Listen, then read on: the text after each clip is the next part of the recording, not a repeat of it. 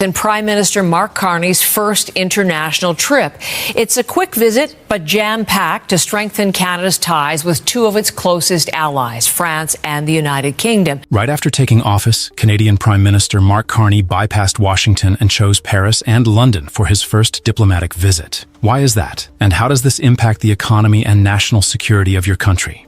One of the main reasons for this decision is the intense tensions between Canada and the U.S. over tariff policies. The Trump administration previously imposed high tariffs on Canadian steel and aluminum, directly affecting Canada's industries. According to estimates, U.S. tariffs have reduced Canada's export value to the U.S. by over 10% in 2024.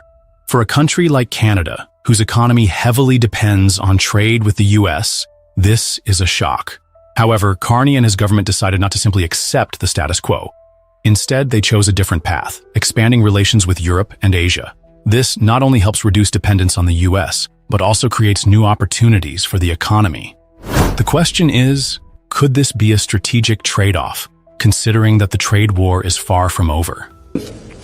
I want to ensure that France and the whole of Europe works enthusiastically with Canada, the most European of non-European countries, determined like you to maintain the most positive possible relations with the United States. Canada is a reliable, trustworthy, and strong partner of France. This situation becomes even more complex when Prime Minister Carney raises concerns about the F-35 program, one of the most important defense cooperation projects between Canada and the U.S. Why is there controversy? Canadian officials have expressed concerns that the U.S. could use the kill switch software that can shut down F-35 fighter jets in emergencies, which would cause Canada to lose control over the fighter jets it has invested billions of dollars in. If the F-35 program is cancelled, it would create a shockwave in NATO relations. In fact, Canada's departure from this project could diminish U.S. military influence within the alliance, pushing allied nations to look for alternative options from Europe, such as France's or Germany's weapons systems. This is not just a defense issue, but also a powerful political leverage against America's allies. But instead of continuing to rely on Washington, Carney is rebuilding relations with Europe. In Paris, he met with President Emmanuel Macron and discussed not just economic cooperation, but also defense.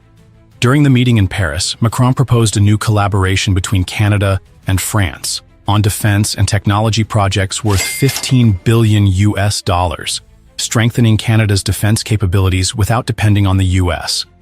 In London, Prime Minister Carney also had discussions with UK leaders on financial partnerships and long-term strategies post-Brexit. This is a strong signal that Canada no longer sees the U.S. as its only partner. Arctic sovereignty is a strategic priority of our government. Another hotspot in relations between Canada and the U.S. is the issue of Arctic sovereignty. With climate change accelerating the ice melt in the region, the Arctic is becoming a new battleground for resources and power. By 2050, it is forecast that the Arctic could hold about 30% of the world's untapped oil and gas reserves, making it a flashpoint for disputes between nations. The Ottawa government is being extremely cautious about this issue and opposes any actions it deems as infringing on its national interests. This growing tension is only exacerbating a relationship already affected by Trump's protectionist policies and economic and defense divisions. With all these changes, Canada-US defense relations are at a major crossroads. Canceling the F-35 contract could be a clear signal of a fracture in the defense partnership between the two countries. If this happens, other NATO nations may look to European alternatives. This could completely reshape NATO's defense structure and weaken U.S. leadership within the alliance. When a former U.S. president has a meltdown at 2 a.m., posting like a heartbroken teenager just to threaten the world, you know something serious is wrong with America. 2 a.m., a president, or just an ex? In the middle of the night, while most of America was still asleep, Donald Trump's social media lit up like a teenage breakup. More than 10 posts in just 1 hour, and right in the middle of it, a bombshell. If the EU and Canada team up, I'll slap them with killer tariffs. Not a formal speech, not an official statement, just a midnight threat, typed out like someone just broke up with the country. This led many to ask, is this a strategic move or the sign of a man losing control? Is it a last-ditch attempt to distract the public? while the ground beneath him quietly begins to shift. And if that's true, then America's real problem may be bigger than tariffs. Less than 24 hours later, the backlash begins. It didn't take long. Within 24 hours of Trump's late-night posts, America's oldest allies began pushing back. Hard. Doug Ford, Premier of Ontario, a man once seen as one of Trump's biggest fans, suddenly flipped. We'll make sure the U.S. feels the pain. I'm sorry for the American people, but this is on Trump. Then came France, then the UK, then the entire European Union, all backing a new trade alliance with Canada. Without the United States, they were once best friends forever. Now, it's block, unplug, and remove from trusted partners list. One EU trade advisor even joked, Trump used to host the party. Now, he's locked outside the living room. In global politics, there's no room for 2 a.m. tantrums. One tweet in the wrong tone, and you risk losing alliances that took decades to build. The American wallet is screaming. While Trump's busy picking fights with longtime allies, everyday Americans are staring down a spending crisis. A survey from the University of Michigan shows consumer confidence has hit a 15-year low. Rent is rising. Wages can't keep up with inflation. And basic living costs are crushing family budgets. Some experts warn, those 2 a.m. tweets aren't just impulsive. They're a distraction tactic. When the economy's in chaos, picking a fight overseas becomes the easiest way to divert attention. A Bloomberg analyst put it best. Americans don't care who yells the loudest. They care who makes life a little easier. He says, make America great again. But all we see is make recession real fast. From America first to America alone, Trump once said, America first. But now, it's starting to look more like America alone. Major U.S. companies, Tesla, Apple, GM, they're quietly shifting production lines to Canada and the EU, all to avoid the risks of sudden U.S. policy swings. Within 48 hours of Trump's latest tariff threats, stock prices for major manufacturers plunged. Investors got the message. Political chaos is not a business model. You can't lead the world if the world no longer wants to follow, because no one wants to build their future in a market where tomorrow could be undone by a late-night emotional post. True leadership doesn't shout. It earns trust. Not everyone wants to stay at the party. In a world full of uncertainty, what countries and businesses need most is stability and trust. But if a nation keeps changing its message, threatening partners, and shaking confidence in the market, then no matter how grand the party may be, guests will start leaving. Allies need consistency. Investors need to calculate risk. And the American people? They need answers for tomorrow, not midnight promises made in the dark. If someone wakes up at 2 a.m. just to threaten the world, then we have to ask, are they really in control of the situation? Or is the situation controlling them? Canada reacts strongly and retaliates fiercely as Trump imposes a 25% tariff on cars. Flight bookings between the U.S. and Canada drop by 70% as citizens boycott travel to the U.S. Trump sparks trade war. When Donald Trump announced a 25% tariff on cars imported from all countries, including Canada, is he sparking a new trade war, or is this just a political move? This decision not only affects the automotive industry, but also creates significant tension between the two neighboring countries. So why is Canada reacting so strongly? Prime Minister Mark Carney didn't hesitate to call it a direct attack on Canadian workers. Is this the beginning of a bigger conflict? Will Canada back down under this pressure, or will they continue to stand firm? Canada reacts strongly, boycotting travel and trade. With Trump's decision, Canada didn't sit idly by. The latest data shows that flight bookings between the US and Canada have dropped by up to 70%. Why are Canadians choosing to boycott travel to the US? How are they reacting to this decision? The Buy Canadian Only movement is spreading fast. At supermarkets like Costco, Canadians are sharing images of only purchasing domestic products. This action not only shows their spirit of unity, but also sends a strong message. We will not be oppressed. Can a boycott movement truly impact the U.S. economy? Will we see a significant shift in trade relations between these two countries? Domestic travel booms, tours shift direction. One of the most notable reactions is the domestic travel boom in Canada. Cross-country tours are selling out, while trips to the US are being canceled in large numbers. But what is driving Canadians to turn back to their own country instead of traveling to the US? Canadians are choosing to explore their own country instead of going to the US. This is not just a protest against US policies, but also a declaration of the nation's sovereignty. Will this shift last long-term, or is it just a temporary change? Are Canadians realizing that they can find amazing experiences right within their own country? And could this become a driving force for growing tourism and a stronger domestic economy in the future? Protests in Canada. Strong unity. Unlike typical boycotts, Canadian citizens have shown strong unity through protests. Notably, in Toronto, a protest took place in front of the U.S. consulate with the slogan "Elbows Up," a symbol of resilience and solidarity. MP Charlie Angus spoke boldly. "We will never be the 51st state of the U.S.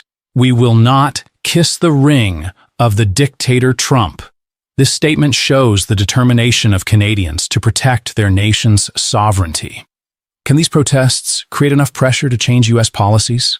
Can this unity become a key factor for Canada to exert greater influence in international relations? Message from the government and citizens. Prime Minister Mark Carney has strongly affirmed that Canada will protect its workers, protect its businesses, and protect the homeland. The government and Canadian citizens are demonstrating an impressive unity in defending the country's national interests. In addition to the boycotts and domestic protests, this movement has gained attention worldwide. Countries like Australia, France, Scotland, and many others have expressed their support for Canada. This shows that Canada is not just protecting its own interests, but also setting an example for other nations. Will this movement inspire other countries to rise up and defend their national rights? Will we see a global wave of resistance? Will Canada truly change the global trade landscape? Or will this just be a small fight that won't lead to any major change? What will happen to the Canadian people in this trade war? Foreign Minister Melanie Joly has just delivered a fiery response to Trump's 25% tariff on key Canadian exports. In a direct warning to Washington, she made it clear, Canada will not back down, but this battle is no longer just about tariffs. The fight has expanded into security, military cooperation, and strategic control over resources. The question now is, will Canada break free from U.S. dependence, or will Trump's pressure force a retreat? As the U.S.'s biggest trading partner, Canada imports more American goods than any other country. In 2023 alone, trade between the two nations soared past $800 billion. Yet, despite this deep economic relationship, Trump has imposed a crippling 25% tariff on aluminum, steel, auto parts, and lumber. The immediate impact: construction costs in the U.S. skyrocket, shaking the housing market. Auto prices jump. American manufacturers now face higher costs on essential Canadian parts. Everyday consumers feel the heat, with higher prices on food, gas, and basic goods. Economists sound the alarm. This trade war could cost hundreds of thousands of jobs on both sides of the border. Melanie Joly did not hold back. Canada has stood by the U.S. as a loyal ally for decades. Taxing our economy is like punishing your own people.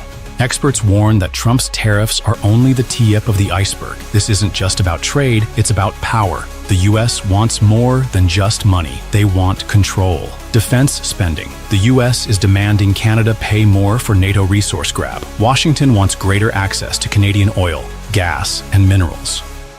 Water supply. Trump's team is eyeing Canada's vast freshwater reserves, including the Great Lakes. But Canada is standing firm. Melanie Joly sent a clear message.